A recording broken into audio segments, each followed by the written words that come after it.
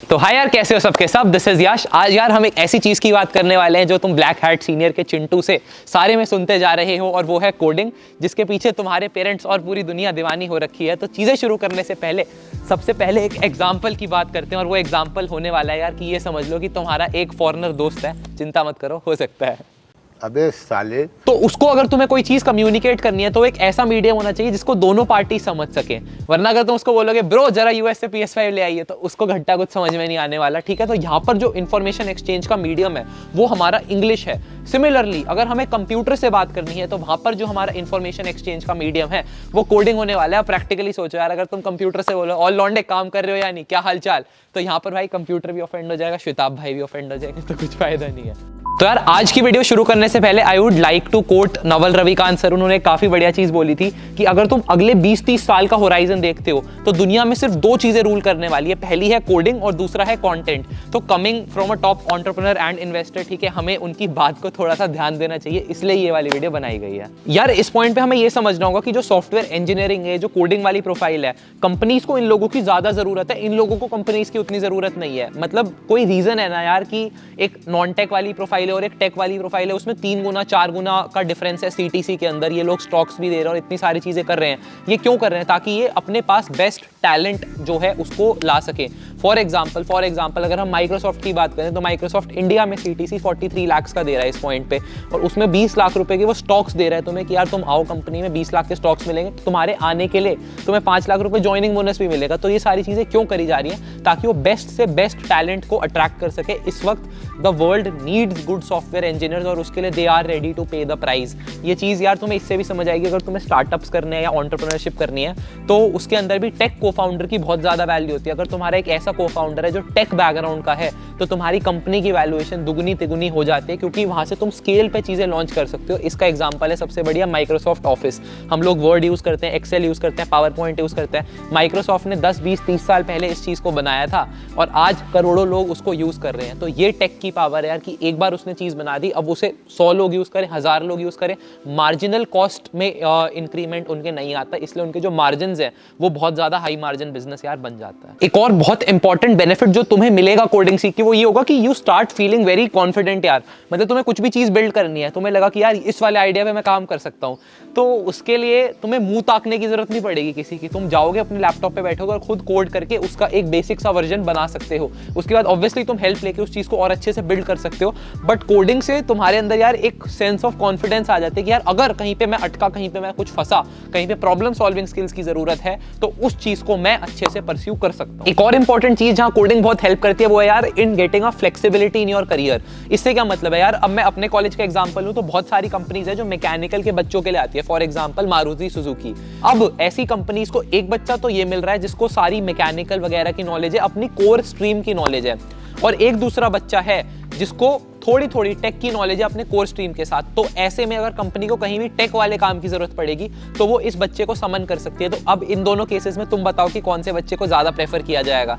तो ये वाला फायदा तुम्हें मिल जाता है कि तुम टेक के साथ नॉन टेक और कोर हर जगह वेंचर आउट कर सकते हो। मेरी ना यार मतलब डेली लेवल पे काफी ज्यादा इंटरेक्शन हो रही है इस वक्त फ्रेशर्स वगैरह से, जो भी जूनियर्स आ रहे हैं कॉलेज के अंदर। और एक चीज मैंने ये देखी और शायद तुमने भी देखी होगी कि इन 1-2 सालों में ना लोगों की अवेयरनेस काफी ज्यादा बढ़ गई है। उन्हें कोडिंग के बारे में पता है, उन्हें ऑल्टरनेटिव फील्ड्स के बारे में पता है, लोग कंसल्टिंग देख रहे हैं, लोग AI ML देख रहे हैं। अभी थोड़े टाइम पहले यार मैं VIT वेल्लोर के कुछ स्टूडेंट्स से उनसे इंटरेक्ट कर रहा था और उन्होंने वो मेरे को बता रहे हैं कि भैया अभी जब हमने JEE दिया था उसके बाद हमने सारी कर लिया है C++, DS एल्गोरिथम वगैरह, और अब हम कॉम्पिटिटिव प्रोग्रामिंग कर रहे हैं, तो इसके बाद क्या करें? तो तुम इस चीज से समझ रहे हो कि ये वो लोग हैं जो तुम्हारे साथ कंपीट करने वाले हैं 3-4 साल बाद जब तुम अपनी प्लेसमेंट में बैठने वाले हो। तो बात यह है कि हमें किसी ना किसी तरीके से अपने आप को भी, हमारी जो जर्नी है उसको एक्सेलरेट करना होगा। तुम अपना खुद का बिजनेस स्टार्ट कर सकते हो, एक तरीका वो है। दूसरा तरीका ये है कि तुम अपना कोई बहुत तगड़ा स्किल बना लो कि यार तुम इररिप्लेसेबल हो किसी कंपनी के लिए, कि तुमने एनालिटिक्स में कुछ बहुत स्ट्रॉन्ग कर लिया, या मैनेजमेंट में कुछ बहुत स्ट्रॉन्ग कर लिया, या अपने कोर फील्ड में कुछ बहुत स्ट्रॉन्ग कर लिया। तीसरी चीज है यार कि तुम इन सारी चीजों की तरफ चले जाओ कि तुम कॉम्पिटिटिव कोडिंग कर रहे हो, DS एल्गो, ये सारी चीजों में तुम you are very early on, क्योंकि 4 साल बाद आज की कंपनी की जो रिक्वायरमेंट्स है 4 साल बाद वो और ज्यादा इंप्रूव होने वाली है, एक्सेलरेट होने वाली है, क्योंकि कंपटीशन बिल्कुल यार इस वक्त क्रेजी है। मेरे को एक चीज़ के बारे में पता चला यार, सोहम सर हैं, he is a 6 star coder at CodeChef, काफ़ी ज़्यादा नाम है यार हमारे कॉलेज में। तो फिर उन्होंने यार कोडिंग निंजास के लिए एक कोर्स बनाया, काफ़ी बढ़िया यार, एकदम रिकॉर्डेड कोर्स है और इंग्लिश में कोर्स होने वाला है। अगर तुम ACM ICPC जैसे कॉम्पिटिशन्स का नाम सुना होगा, फेसबुक का हैकर कप होता है, गूगल का कोड जैम होता है, ये सब तुम देखना चाहते हो और अगर तुम्हारी कंपनीज का एम वो 1-1.25 करोड़ की कंपनीज वाला है कि यार मैं ऊबर टाइप की कंपनी निकालूं या फेसबुक इंटरनेशनल प्लेसमेंट के लिए जाऊं, तो कॉम्पिटिटिव प्रोग्रामिंग काफ़ी एसेंशियल हो जाती है अगर तुमने C++ और DS Algo माइंड यू अच्छे से कर लिया है तो यार ये इनॉग्रल ऑफर मैंने तुम्हारे लिए करवाया है। अगर कोई भी डिस्क्रिप्शन बॉक्स के लिंक से जाता है तो 40% इनॉग्रल ऑफर चल रहा है, 40% डिस्काउंट वैसे ही मिल रहा है और डिस्क्रिप्शन बॉक्स से लेने पे तुम्हें 10% डिस्काउंट एक्स्ट्रा मिल जाएगा। तो ये वाली चीज़ यार मैं कहूँगा कि ज़रूर कंसिडर कर सकते हो अगर अपने आप को वो थोड़ी सी एज देनी है। एज देने के मैंने फिर से बता दिया यार, काफ़ी सारे तरीके हो सकते हैं, बट ये पोटेंशियल एक तरीका है हमारे पास। इसके अलावा अगर तुम चाहते हो मैं स्किल बिल्डिंग वगैरह को कवर करूं तो यार उस पर मैं डेफिनेटली एक प्लेलिस्ट पे काम कर रहा हूं कि हम कैसे वो चीज़ें कर सकते हैं और कोडिंग के अलावा और कौन कौन से स्किल्स है जहां पे हम ब्रांच आउट करके अपनी एक एज, अपनी एक अनफेयर एडवांटेज हम बना सकते हैं। यूजुअली जो हमारा इंडियन स्कूलिंग सिस्टम है ना यार, उसमें जो पहला एक्सपोजर हमारा कोडिंग को होता है वो 11th-12th क्लास में होता है, बट अगर मैं ढंग से बात करूं तो यार हमारा फर्स्ट ईयर जब तुम कॉलेज में आओगे तभी तुम्हें सीखने को मिल रही होगी। अब तुम में से कुछ बहुत सारे ऐसे बच्चे हैं जो CSIT वाली स्ट्रीम के और कुछ बहुत सारे ऐसे हैं जो CSIT नहीं पढ़ रहे हैं। अगर मैं दोनों की बात करूं तो जो CSIT वाले बच्चे हैं उनके अगले 4 साल में उन्हें बहुत सारी चीज़ें क्लास में पढ़ाई जा रही होंगी, तो उनका जो 40 से 50% सिलेबस है, थ्योरेटिकल सिलेबस की बात कर रहा हूँ, वो उनकी क्लासेस में ही पूरा हो जाता है। बहुत सारी चीज़ें होती है यार, ऑपरेटिंग सिस्टम्स होते हैं, DBMS होती है, ये सारी चीज़ें भी प्लेसमेंट्स के लिए इंपॉर्टेंट होती है। बट अगेन C++ और DS Algo वगैरह लोग जनरली खुद ही कर रहे होते हैं। प्रॉब्लम्स वगैरह प्रैक्टिस ऐसा नहीं है कि तुम्हें लीड कोड की 50 प्रॉब्लम सॉल्व करने को दे दी जाएंगी कॉलेज के अंदर, ऐसा जनरली नहीं हो रहा होता। तो यहाँ पर हमें मेहनत खुद ही करनी है, चाहे हम CSIT वाले हैं या हम नॉन CSIT वाले हैं। नॉन CSIT वाले अगर तुम ये मान के चलोगे कि तुम इनसे इंफीरियर हो, निचले हो CSIT वालों से, तो वहाँ पर एक बहुत ज़्यादा तगड़ी प्रॉब्लम है। मैं रिसेंटली एक स्पीकर इवेंट कंडक्ट कर रहा था, एक सेमिनार था मेरा, और उसमें एक बच्चा मेरे को ये बोला कि भैया मैं IIT बॉम्बे की सिविल ली है मैंने, और मेरा दोस्त है वो तो कंप्यूटर साइंस में बैठा है तो उसको तो बढ़िया नौकरी लग जाएगी और मेरा क्या होगा। और मेरा पॉइंट ये था यार कि तू IIT बॉम्बे की सिविल के अंदर बैठा हुआ है और IIT बॉम्बे की सिविल भी बहुत सारे बच्चों को नहीं मिलती है, तो तू ऑलरेडी बहुत ऊपर है। बट हम हमेशा अपने से ऊपर वालों से कंपैरिजन करते हैं, तो हमें ये वाली जो हैबिट है ये छोड़नी पड़ेगी कि भैया मैं तो सिविल में बैठा हूँ, मैं मैकेनिकल में बैठा हूँ, मैं इलेक्ट्रिकल में बैठा हूँ, मेरा कुछ हो भी पाएगा या नहीं। यार C++ और DS Algo वाला पाथ सेम है, और अगर तुम IITs में बैठे हो वहाँ हर स्ट्रीम के लिए सारी कंपनीज खुल रही होती हैं, तो टेंशन की बात नहीं है। और इसके अलावा इस वक्त यार भरमार है ऑफ कैंपस अपॉर्चुनिटीज़ की। कहोगे तो मेरा एक टेलीग्राम चैनल है, उस पर मैं डाल दिया करूँगा, मेरे पास भी बहुत सारी हमारे कॉलेज के लिए जो आती हैं वो मैं तुम लोगों के साथ शेयर कर दिया करूंगा, जिन इंटर्नशिप्स में तुम खुद भी अप्लाई कर सकते हो।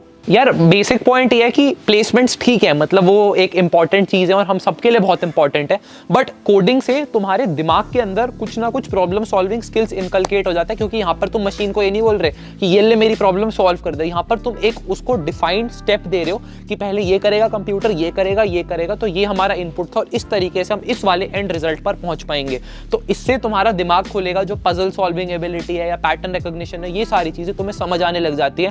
जो अगर तुम हायर मैनेजमेंट जॉब्स पे जाना चाहते हो, तुम देखते हो यार CEOs की पोजीशन होती है, CFOs होते हैं, इनकी पोजीशन मतलब ये आजकल बहुत सारे लोग टेक बैकग्राउंड के रख रहे हैं, क्योंकि इन लोगों का दिमाग खोला हुआ होता है और इनकी प्रॉब्लम सॉल्विंग एबिलिटी और डिसीजन मेकिंग पावर एक अलग लेवल पे होती है। यार आई विल बी ऑनेस्ट, अब तुम्हें शायद लग रहा होगा कि भैया मतलब इतनी छोटी छोटी चीज़ों पे क्यों सेंटी हो रहे हैं। यार मेरा पॉइंट ये है कि शायद अभी तुम्हें ये चीज़ें बहुत छोटी लगे कि अबे ठीक है ना, मतलब देखी जाएगी, बट 3-4 साल बाद अगर मैं अपने एक्सपीरियंस से बताऊं तो ये चीज़ ना, जब जिन लोगों के साथ तुम कैंटीन में घूमते थे, बैठते थे, चक्कर काटते थे कॉलेज के, जब वो डालेंगे कि लिंक्डइन पे पोस्ट डालेंगे कि यार उनकी माइक्रोसॉफ्ट में इंटर्न लग गई, या वो ऑफिस से स्टोरी डालेंगे कि मैं गूगल के अंदर इंटर्न कर रहा हूँ या मेरी प्लेसमेंट लग गई माइक्रोसॉफ्ट, अमेजॉन, गूगल, तो कहीं ना कहीं यार एक फियर ऑफ मिसिंग आउट जो फोमो होता है ना, वो किक इन करता है और तुम रिग्रेट करोगे उस पॉइंट पे यार कि काश मैंने वो वाली जो लीप ऑफ फेथ है, वो जो जंप है वो ले ली होती और एक बार मैंने ट्राई कर ली होती कोडिंग, और वो वाला जो रास्ता है वो मैंने चुन के देख लिया होता, क्या पता I would have made a good career out of this.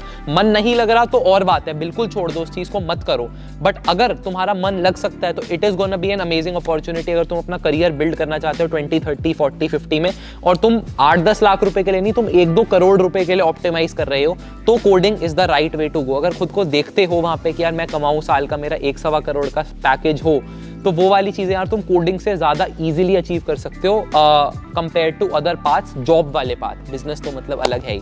तो इसी नोट पे यार आज वाली वीडियो खत्म करते हैं। चैनल को सब्सक्राइब कर देना अगर अच्छी लगी, ऐसी और कंटेंट आता रहेगा। लाइक कर देना वीडियो को। मिल रहे होंगे यार एक और नई वीडियो में, and it's a wrap up. मेरे दोस्त ने मेरे को एक जोक बताया था यार, जो कॉलेज के लौंडे होते हैं या तो वो लड़कियों से रिजेक्शन के लूप में फंस जाते हैं या कंपनियों से रिजेक्शन के लूप में फंस जाते हैं।